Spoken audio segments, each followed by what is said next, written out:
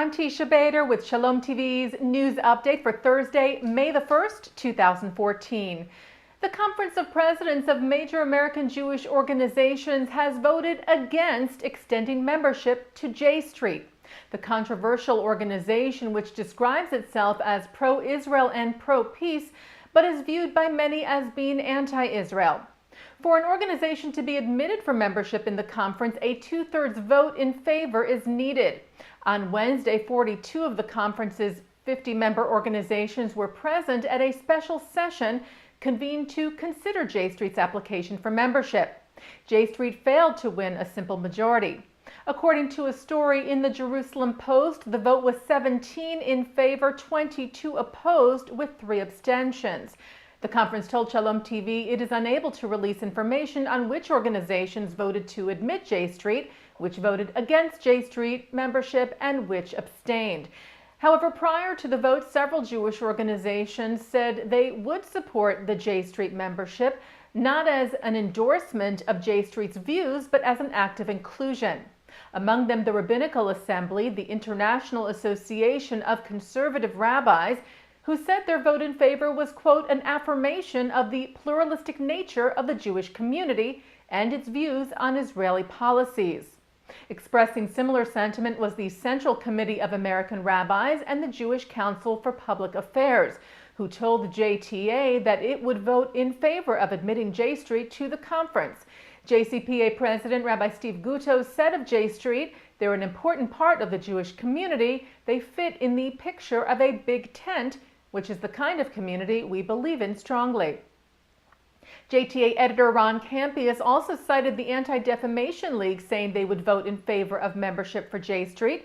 Campius said ADL National Director Abe Foxman told him, "We will support the admission of J Street not because we agree with them, not because we support their views, but in order to ensure the integrity and credibility of American Jewish advocacy and of the Conference of Presidents." Jewish groups that voted against the J Street membership include the National Council of Young Israel, who told Shalom TV, "We do not believe that J Street's positions are representative of the greater Jewish community, and their views, which are certainly not pro-Israel, are by no means within what could be considered the mainstream of the Jewish community." The Jerusalem Post reports that J Street said it was disappointed by yesterday's outcome, calling it a sad day. Israeli Prime Minister Benjamin Netanyahu met this week with members of the Arab, Druze, Bedouin, and Circassian communities in order to address the recent rash of price tag attacks. Most recently, an incident in the northern Arab village of Foradis earlier this week, where anti-Arab graffiti was spray painted on the walls of a mosque and tires of 20 vehicles in the area were slashed. Netanyahu said the attacks were unsettling and that Israel would use the Shin Bet, Israel's security agency, to help find those responsible. Netanyahu said this is a central goal for us because the acts go against our meaning and our values. Price tag attacks are thought to be the work of Jewish right-wing extremists protesting Israeli government policy towards the settlements or in response to Palestinian terror. And staying with the Prime Minister, Netanyahu spoke at Tel Aviv's Independence Hall today, where he said he would push for legislation that would define Israel as the nation-state of the Jewish people. Netanyahu said at the site where David Ben-Gurion declared Israel's independence almost 66 years ago, "It is my intention to submit a basic law to the Knesset that would provide a constitutional anchor for Israel's status as the national state of the Jewish people." The Prime Minister said to his regret there were those who do not recognize this natural right of Israel and that the legislation was necessary. He also stressed that putting through the legislation would not harm the country's non-Jewish citizens. Netanyahu said the State of Israel will always preserve the full equality in personal and civil rights of all its citizens, Jewish and non-Jewish alike, in a Jewish and democratic country. He said, and indeed in Israel, individual and civil rights are assured for everyone, which sets us apart in the large expanse of the Middle East and even beyond. The Jerusalem Post reports that Hamas leader Khaled Mash'al said yesterday that his organization was still committed to fighting Israel. A week after Hamas signed a reconciliation deal with Fatah, Mashal said, "Our path is resistance and the rifle, and our choice is jihad." Mashal made the remarks over the phone to address hundreds of Palestinians who had gathered to attend the funerals of two Hamas terrorists whose bodies were recently returned by Israel to the Palestinian Authority. Another Hamas leader, Mahmoud Zahar, also said the recent unity deal with Fatah would not change the terror group's view on Israel. A Fatah official reportedly reacted, saying that such remarks do not help the case of unity. An Israeli government official responded to the comments from the Hamas leaders, saying they speak for themselves, but also saying that regardless, if Palestinian Authority President Mahmoud Abbas chooses to reject the unity deal with Hamas, talks with Israel could be restarted. The Jewish Week reports that Rabbi Danny Freelander has been elected president of the World Union for Progressive Judaism. Rabbi Freelander currently serves as senior vice president of the Union of Reform Judaism, which he joined in 1975. URJ President Rabbi Rick Jacobs said Freelander's new position was a great loss for URJ, but a great opportunity for him to bring his wealth of experience to the wider Jewish world.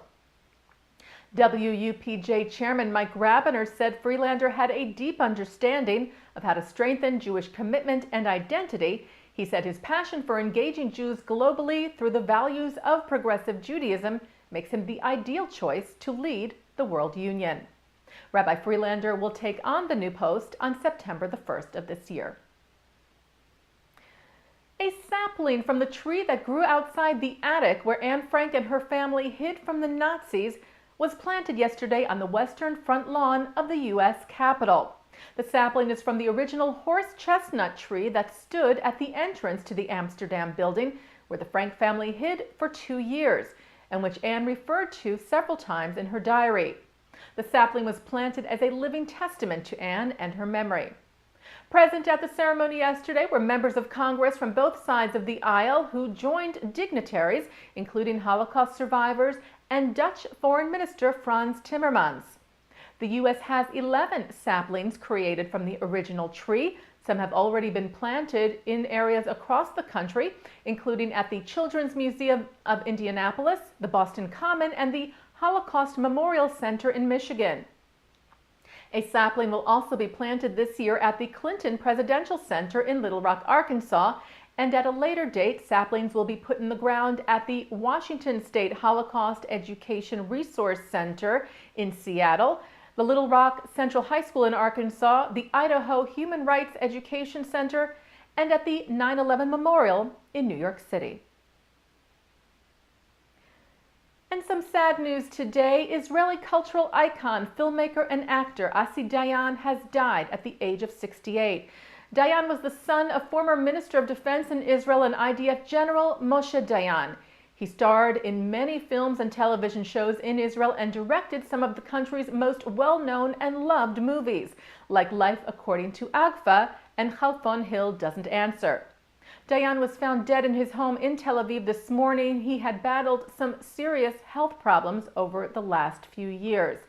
Asi Dayan is survived by 4 children, as well as his mother Ruth, who is in her 90s, his sister, politician and author Yael Dayan, and a brother who is a sculptor and writer, Ehud Dayan. Renowned Israeli actress Gila Almagor told Ynet, "Of Dayan, today we lost one of our greatest artists, not just in film, but in all culture." She said Asi was a guiding light, a multifaceted genius. And turning to our Shalom TV programming for tonight, Thursday, May the 1st, Gila Almagor is featured as Mark Golub's guest on L'Chaim tonight at 10, where she talks about her life and work on stage and on screen and as a writer. Earlier at 9 o'clock, another L'Chaim program with award-winning journalist and author Ruth Gruber. That's tonight here on Shalom TV and ShalomTV.com. And that's Shalom TV's news update for Thursday, May the 1st, 2014. I'm Teisha Bader.